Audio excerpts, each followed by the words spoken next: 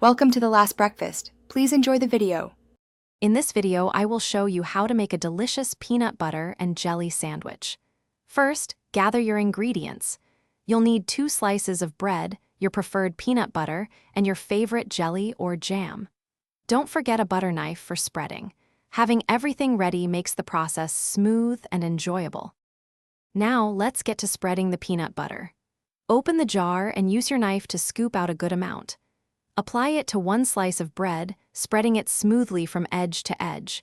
You want a consistent layer, perhaps about 1/8 of an inch thick, to ensure every bite is perfect. Next, it's time for the jelly. Open your jelly jar and scoop out a suitable amount with your knife.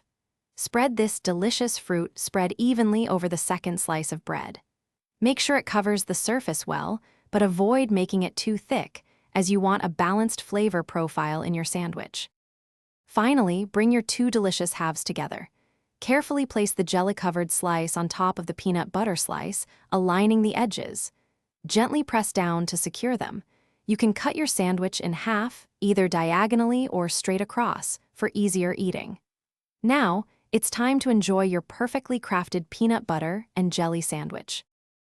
Thanks for watching. If this was helpful, leave a like and consider subscribing. See you next time.